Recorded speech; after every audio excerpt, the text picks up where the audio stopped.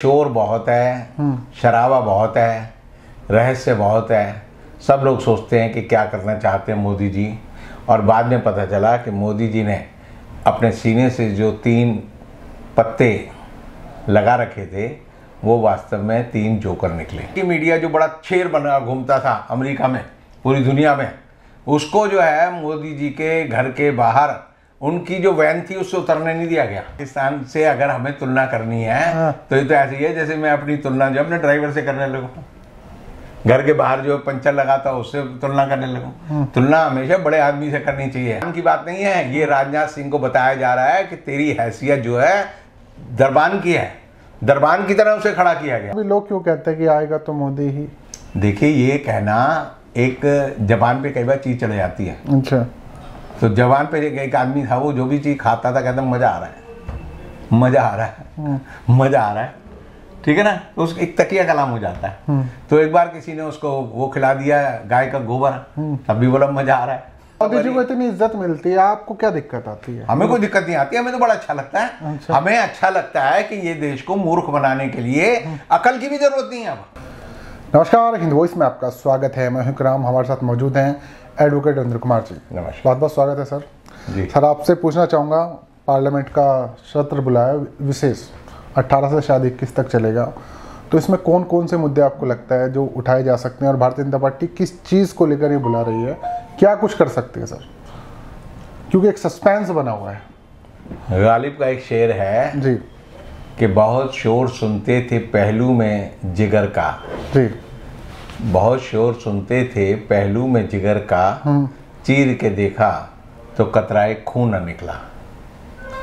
तो मतलब यह है कि शोर बहुत है, शराबा बहुत है, रहस्य बहुत है।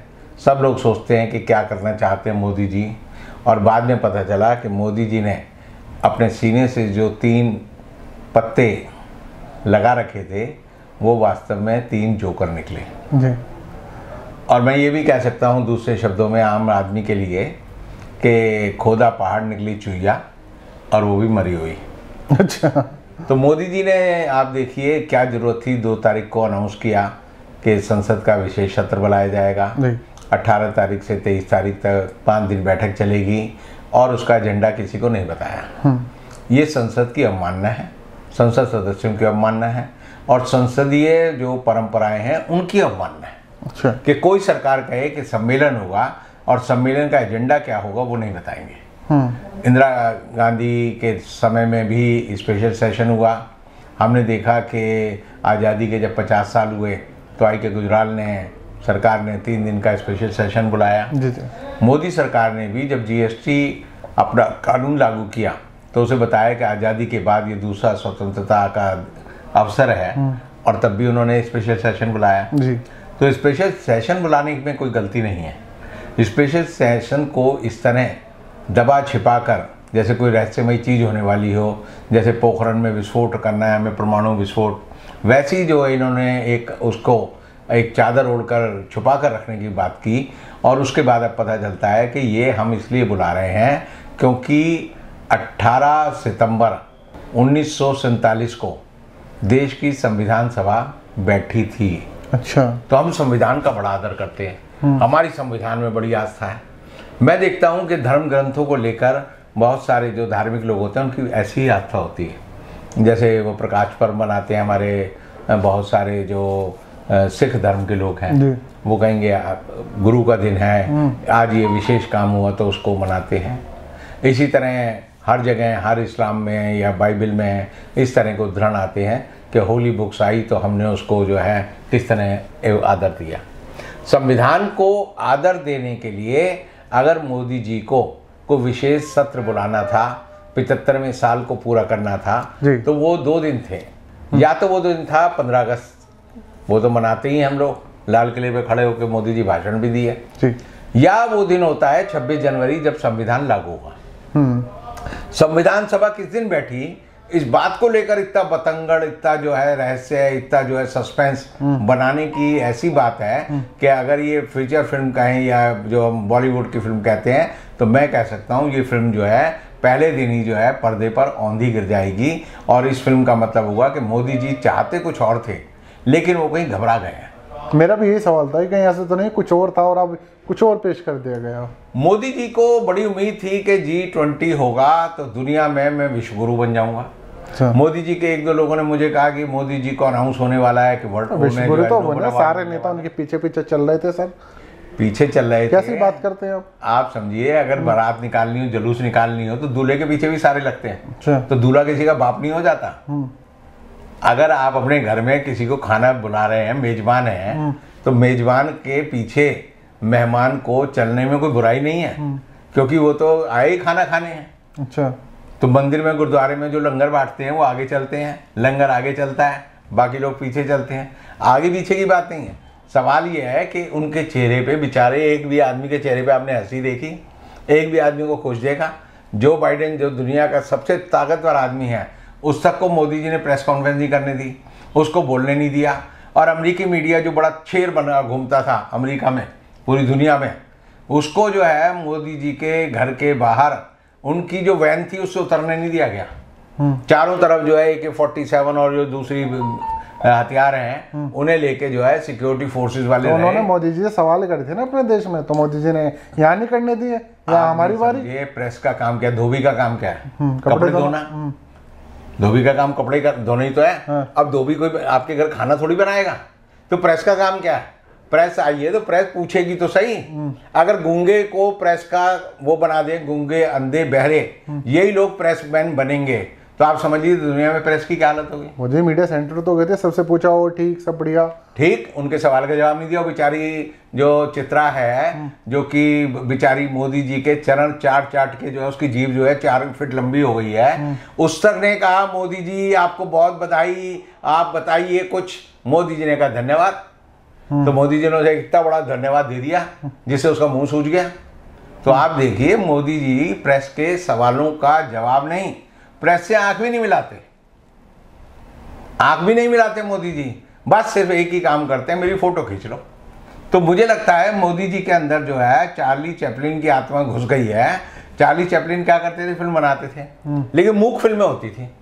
तो कल मोदी जी अचानक, जब एनडीए की बैठक दिल्ली में हो रही थी, तो एनडीए की बैठक को एक्लिप्स करने के लिए मोदी जी ने एक चतुर सुझाव मन में सोचा कि मैं जो है अपना स्वागत करा लूँ, और अपना स्वागत करा के अपने मुंह मियाँ मिट्ठू भर लूँ। जैसे मेरा पिया घर आया ओ राम जी, और डांस कर रहे हैं सारे बीजेपी वाले। उसमें आप देखिए कि वो राजनाथ सिंह है, राजनाथ सिंह जैसे आदमी को खड़ा कर दिया पुतले की तरह। ले भाई तू गुलाब का फूल लेके ऐसे खड़ा हो जाए जैसे सलीम जो है अनारकली को भेंट करने जा रहा है। उसके बगल में दूसरे को खड़ा कर दिया, उसके बगल में तीसरे को खड़ा कर दिया। की बात है ना, वो तो सम्मान की बात नहीं है। ये राजनाथ सिंह को बताया जा रहा है कि तेरी हैसियत जो है दरबान की है, दरबान की तरह उसे खड़ा किया गया। मोदी जी ने उनसे बात भी नहीं की, उससे लिया और चल दिए, दूसरे से लिया चल दिए, तीसरे से लिया चल दिए, और फिर पीछे एसपीजी वाला था उसको दे दिया। बहुत काम होते हैं ना प्रधानमंत्री, सबसे कैसे मिल रहे हैं, चलते रहे आगे। अरे भाई, तो बुलाने की जरूरत क्या थी? घर से चल के वहां तक पहुंचने में और वापस पहुंचने में मोदी जी ने 1 घंटा खराब किया। 1 घंटा खराब करके देश के मंत्रियों को बुलाया, देश के चीफ मिनिस्टर्स को बुलाया, किसी से क्षण बात नहीं की, क्योंकि बात या तो मोदी जी का गला कल सूजा हुआ था, या मुझे लगता है मोदी जी का गला बैठ गया। तो मैं हमेशा कहता हूँ कि मोदी जी चुनाव में जब खड़े होंगे उनका गला काम नहीं करेगा। तो मोदी जी के ये लक्षण है कि आने वाले समय में उनकी आवाज़ धीरे धीरे कम होती जाएगी, और जिस बात का उनको बड़ा गर्व है कि इनसे अच्छा वक्ता नहीं है, पता चलेगा वो बोलने काबिल नहीं रहेंगे। ये मैं आपको आज भी कह रहा हूँ, पहले भी कहता रहता हूँ। तो इस विशेष सत्र में क्या कुछ करने वाले थे मोदी जी? अरे विशेष सत्र में वही करेंगे जो कल उन्होंने बीजेपी में किया। अच्छा। कि बीजेपी कार्यालय गए, लोग बुलाए 100-150, एक चादर सी लगा दी, इधर भी चादर लगा दी, लोग खड़े हो गए, नड्डा जी आगे पीछे घूमते रहे। नड्डा जी का सिर्फ एक ही फोकस था कल कि मोदी जी के आगे मैं कैमरे में ना जाऊं। तो मोदी जी आगे चलते थे, नड्डा जी पीछे हो जाते थे, फिर मोदी जी रुक जाते थे तो नड्डा जी फिर उनके पीछे हो जाते थे, फिर मोदी जी फिर मुड़ के आगे बढ़ते थे, फिर नड्डा जी पीछे हो जाते थे। नड्डा जी हर फ्रेम में चाहते थे कि मैं मोदी जी के पीछे नजर आऊं, यानी साथ मेरी कोई फोटो ना आ जाए, क्योंकि अगर साथ आती फोटो तो समझिए मोदी जी का गुस्सा उन पर तो 56 इंच सीने वाले तो एक ही शख्स है ना, बाकी सब तो पीछे जाएंगे ना सर। अरे भाई 56 इंच का सीना अगर है, अगर मेरा सीना 56 इंच का है या 26 इंच का है या 16 इंच का है, जो सीना तो वही रहेगा। मैं नौटंकी करके उस सीने को कोई हवा थोड़ी भर रहा हूँ, गैस का गुब्बारा थोड़ी है जो उसमें मोदी जी को इतनी इज्जत मिलती है, आपको क्या दिक्कत आती है? हमें कोई दिक्कत नहीं आती, हमें तो बड़ा अच्छा लगता है। अच्छा। हमें अच्छा लगता है कि ये देश को मूर्ख बनाने के लिए अकल की भी जरूरत नहीं है अब। यानी अब इस देश में मूर्ख आदमी भी मूर्खों को ज्यादा मूर्ख बना सकता है, और मूर्ख आदमी मूर्ख बन के मूर्ख आदमी से बड़े कुछ होते हैं। क्या हमारे देश के नेता का नाम हो गया। मैं कई बार कई लोगों से सुनता हूँ, कहते हैं जी मोदी जी विश्व गुरु बन गए, G20 हो गया। अरे G20 तो पिछले साल भी हुआ था, इंडोनेशिया में हुआ था, बाली में हुआ था। तो वहां के प्रधानमंत्री का नाम या वहां के राष्ट्रपति का नाम ये भी नहीं पता लोगों को कौन था, वो भी तो विश्व गुरु बना। तभी और तो अब ब्राजील में होगा। तभी तो मोदी जी मान है, उनका नहीं पता चला, हमारे वाले को तो पता चला ना। नहीं पता कहाँ चला, ये तो अपनी मोदी जी ने दिल्ली में पाकिस्तान वाले डर रहे हैं कि देखिए वहां पे चंद्रयान पे गए, अभी मोदी जी ने चंद्रयान पे भेज दिया रॉकेट, उसके बाद अब ये G20 भी हो गया, एक साथ दो बड़े काम। बताइए आप। पाकिस्तान से अगर हमें तुलना करनी है तो ये तो ऐसी है जैसे मैं अपनी तुलना जो अपने ड्राइवर से करने लगूं, घर के बाहर जो पंचर लगाता है उससे तुलना करने लगूं। तुलना हमेशा बड़े आदमी से करनी चाहिए। एस्पायरेशन हमेशा हीरो जो होता है, हीरो वर्शिपिंग जो होती है, वो बड़े आदमी से की जाती है। अच्छा। माइकल जैक्सन से करेंगे, अमिताभ बच्चन से करेंगे, इब्राहिम लिंकन से करेंगे, महात्मा गांधी से करेंगे। G20 ने एक ही चीज सिद्ध की है, G20 ने एक चीज सिद्ध की है कि महात्मा गांधी आज भी पूरी दुनिया में हिंदुस्तान की पहचान का सबसे बड़ा प्रतीक है। G20 ने यह सिद्ध किया है कि गांधी को मारने वाले गॉडसे और वीर सावरकर कहीं बेचारे अगर जिंदा होंगे या उनकी आत्मा कहीं होगी तो सड़ सड़ के जो है वैसे मर गई होगी। क्योंकि गांधी के नाम पर गांधी को जितना दबाने की कोशिश आरएसएस ने की, गांधी के सिद्धांतों को दिन रात जो है गाली देते हैं, गांधी की विचारधारा को गाली देते हैं, गांधी के अनुयायियों को गाली देते हैं, तो ऐसी हालत में उसी गांधी के सामने मोदी जी को सर झुकाना पड़ा, मोदी जी को राष्ट्राध्यक्षों को ले आना पड़ा, और वहां भी मोदी जी की जबान से कोई बात नहीं निकली। यानी आप देखिए पूरा ये जो पूरा का पूरा आयोजन था G20 का, इसका एक ही मकसद था, इसका एक ही ध्येय था, इसका एक ही अच्छाई बात रही कि गांधी को इन्होंने फिर स्थापित किया कि गांधी के अलावा इनके पास कुछ नहीं है। और अब जो विशेष सेशन बुलाया जा रहा है उसका मतलब भी यही है कि जो संविधान सभा में जिन लोगों ने देश के संविधान का निर्माण किया है उनकी सोच इतनी महान थी कि इन्हें फिर मानना पड़ रहा है। बार बार ये कहते हैं संविधान को बदलेंगे, बार बार कहेंगे पहला अनुच्छेद ही गलत है जी। पहले अनुच्छेद में लिखा है Bharat that is India that is Bharat is A union of states, कहते हैं इसे भी बदलेंगे। तो ये समझिए कि संविधान सभा की अगर मोदी जी अब उसकी गरिमा को ध्यान में रखते हुए 75वें साल को मना रहे हैं तो संविधान सभा की डिबेट के तो पढ़ लो, कम से कम डिबेट का तो प्रचार कर लो। उस डिबेट में जो विचार हैं वो अंबेडकर के विचार हैं, उसमें नेहरू के विचार हैं, उसमें जो है मेनन के विचार हैं, उनमें उन लोगों के विचार हैं जिन्होंने संविधान बनाया है। 296 लोग जो थे संविधान सभा में थे, 15 महिलाएं थी, और महिलाओं के लिए हमारा संविधान दुनिया में आज भी वक्त से पहले का संविधान है जिससे सारी महिलाओं को, पूरी दुनिया के लोगों को समान अधिकार दिया है। तो मोदी भी तो अच्छा काम कर रहे हैं। बेटी बचाओ बेटी पढ़ाओ, मध्य प्रदेश में 3000 रुपये देने की तैयारी, 1250 रुपये दे रहे हैं। तो मोदी जी भी तो काम कर रहे हैं अच्छा महिलाओं के लिए। मोदी जी महिला बचाओ बेटी पढ़ाओ बेटी पटाओ नहीं बोल देते हैं, और उनके राज में महिलाओं की क्या दुर्गति है आप समझ सकते हैं कि महिला पहलवान जो है वो अपने बारे में कह रही हैं कि हमारा यौन शोषण हुआ, हमारा बाल शोषण हुआ, और दिल्ली पुलिस ने कहा कि भाई जिस आदमी ने शोषण किया है ये हमारे पिताजी का पिताजी है, तो हम इसकी बेल का विरोध नहीं करेंगे, इसको बेल मिल गई तो हम इसकी बेल की जो आलोचना नहीं करेंगे, अपील नहीं करेंगे।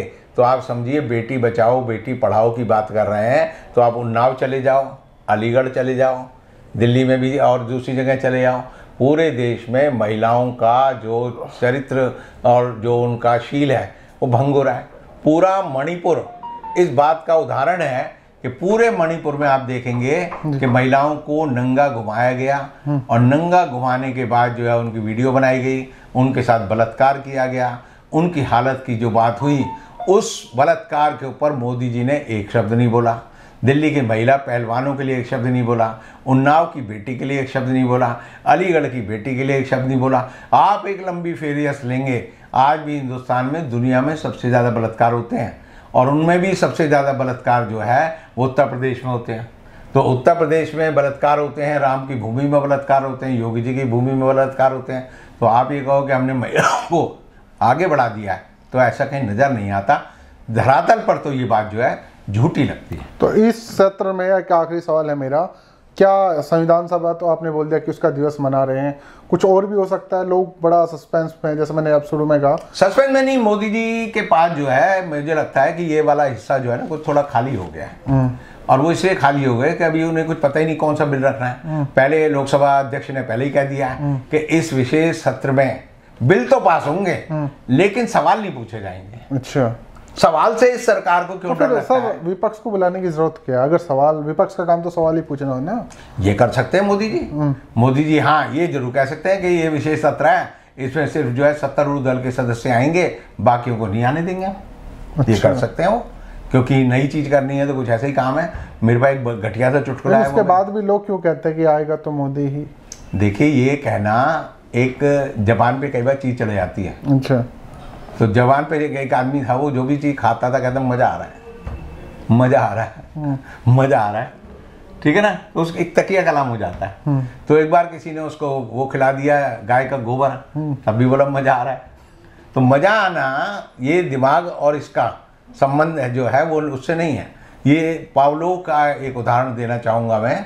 एक बड़ा मनोवैज्ञानिक हुआ है, व्यवहार विज्ञानी, उसका नाम था पावलोव, वो रूस का था। अच्छा, उसने एक प्रयोग किया। वो एक कुत्ते के सामने जो है खाने का सामान रख देता था और फिर एक घंटी बजाता था, और घंटी बजती थी, सामान सामने आता था, कुत्ते के मुंह में लार आ जाती थी, लार टपकती थी और उसके बाद वो खाना खा लेता था। उसने प्रयोग कई बार किया, तो बीच में करते करते इतना उसका जो कुत्ता अभ्यस्त हो गया, जिसे कहते हैं कंडीशनिंग ऑफ माइंड हो गई। जैसी घंटी बजती थी, कुत्ते के मुंह में लार आ जाती थी और उससे उसका संबंध हो गया, भोजन हो ना हो तो घंटी बजते ही आदमी के मुंह में लार आ जाती है। हिंदुस्तान के मंदिर की घंटी बजती है, उसे भगवान याद आ जाता है, उसे लगता है भगवान की बात। तो ये जो जितनी भी चीज़ें हैं ये आपके दिमाग की कंडीशनिंग करती हैं। मंदिर, मस्जिद, गुरुद्वारे और इनके ऊपर जो मीनारें होती हैं या घंटे बजते हैं या अजान होती है या जो कहें कि जो भी इनके तरीके हैं वो आपकी कंडीशनिंग करते हैं। और इसीलिए जो है भक्तों की कंडीशनिंग हो गई है, वो ये कहते हैं आएगा तो मोदी। अब उनके लिए आप कुछ भी जोड़ लो, जैसे आप कभी अगर वहाँ जाएं वैष्णो देवी तो वहाँ वो नारे से लगाते हैं जय माता दी, पेड़ भी बोले जय माता जी, फिर वो कहेंगे जंगल भी बोले जय माता दी, फिर वो कहेंगे नदी भी बोले जय माता दी, वो कहेंगे पत्थर भी बोले जय माता दी, फिर आप कुछ भी जोड़ लीजिए, स्कूटर भी बोले जय माता दी, प्लेट भी बोले जय माता जी, चम्मच भी बोले जय माता दी। तो वो लय है, उस लय में आप कुछ ही बुलवाते रहिए। और इसीलिए जो है जब तक आप अपने विवेक का इस्तेमाल नहीं करते, लय का सबसे बड़ा दुरुपयोग ये होता है या सबसे बड़ा नुकसान ये होता है कि आप कार्य कारण का संबंध भूल जाते हैं। और इसीलिए जो है जब उसे भूल जाते हैं तो आप उसे सिर्फ नारे की तरह लगाते हैं। नींद में भी यही नारा लगाएंगे, लेकिन दरअसल आप जो है उस समय दिमाग का, चेतन दिमाग का इस्तेमाल बंद कर देते हैं, अवचेतन का इस्तेमाल करते हैं। और अवचेतन के दिमाग का मतलब यह है कि वो आदमी उस समय मानव की श्रेणी में नहीं है, पूरी तरह से विवेकवान नहीं है, सोच नहीं रहा, सिर्फ जो है प्रक्रिया का वो पालन कर रहे हैं। बहुत बहुत शुक्रिया सर, आपने जो विशेष सत्र होने वाला है उसके बारे में तो बताया है, साथ साथ हमने जो सवाल पूछे उनका जवाब भी अच्छी तरीके से मिला। आप लोगों को कितना मज़ा आया, कितनी चीज़ें समझ आई, नीचे कमेंट कीजिएगा, वीडियो को ज़्यादा से ज़्यादा शेयर कीजिएगा। रविंद्र जी से कल फिर मुलाकात करेंगे, तब तक के लिए दीजिए इजाज़त।